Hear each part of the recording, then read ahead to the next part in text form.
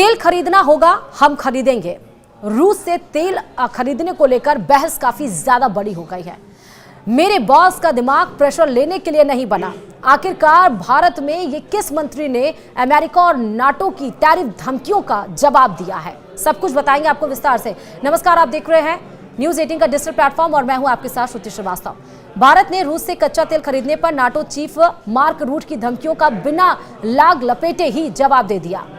भारत ने पश्चिमी देशों को कहा कि वे ऊर्जा सुरक्षा के मुद्दे पर दोहरा मापदंड नहीं अपनाएं। भारत के पेट्रोलियम मंत्री हरदीप सिंह पुरी ने नाटो चीफ मार्क रूट की धमकियों की धज्जियां उड़ाते हुए कहा कि उनके बॉस का दिमाग किसी भी प्रेशर को महसूस करने के लिए नहीं बना और उन्हें ताकत यही से मिलती है। बता दें कि मौजूदा राजनीतिक परिदृश्य में ऊर्जा सुरक्षा को प्राथमिकता दी है और वैश्विक मंच पर स्वतंत्रता नीति का झंडा बुलंद किया है। विदेश मंत्रालय के प्रवक्ता रणधीर जायसवाल ने कहा कि हमारे लोगों की ऊर्जा जरूरतों को पूरा करने स्वाभाविक रूप से हमारी सर्वोच्च प्राथमिकता है। इस प्रयास में हम बाजार में उपलब्ध संसाधनों और मौजूदा वैश्विक परिस्थितियों के आधार पर काम करते हैं। गौरतलब है कि नाटो चीफ ने कहा था कि अगर भारत रूस से कच्चा तेल मांगता है तो भारत पर 100% का सेकेंडरी सेक्शन लगाया जा सकता है।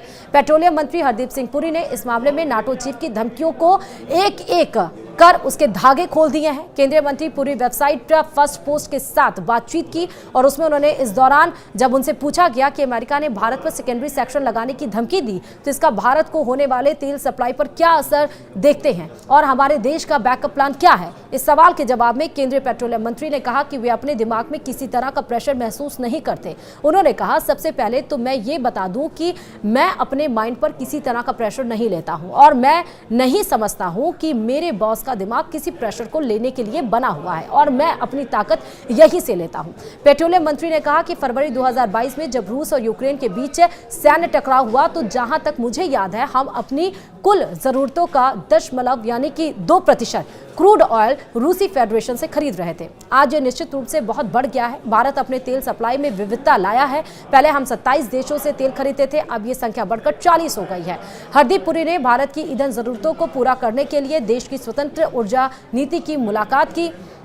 केंद्रीय मंत्री ने कहा कि हम बहुत शुरुआत से ही इस बात को लेकर स्पष्ट थे कि हमें जहां से भी तेल खरीदना होगा हम खरीदेंगे, क्योंकि प्रधानमंत्री का आखिरी कमिटमेंट भारतीय उपभोक्ताओं के साथ है। हम इस नीति पर कायम रहे। बता दें कि हरदीप सिंह पुरी भारत के केंद्रीय पेट्रोलियम और प्राकृतिक गैस मंत्री हैं। वह प्रधानमंत्री नरेंद्र मोदी के कैबिनेट के अहम सदस्य है। एक अनुभवी राजनयिक और 1974 बैच के भारतीय विदेश सेवा अधिकारी पुरी ने 39 वर्षों तक अलग अलग देशों में भारत का प्रतिनिधित्व किया है, जिसमें ब्रिटेन, ब्राजील और संयुक्त राष्ट्र में स्थायी प्रतिनिधि के रूप में सेवा शामिल है। केंद्रीय मंत्री ने कहा कि भारत जैसे आकार के देश के लिए भारत में जिस तरह स्तर पर ईंधन की खपत होती है वो एनर्जी मार्केट के लिए बेहद जरूरी है। दुनिया भर के एक्सपर्ट्स बताते हैं कि पिछले 10 से 11 सालों में ऊर्जा बाजार में हुए कुल बढ़ोतरी का 16% सिर्फ भारत से आया है।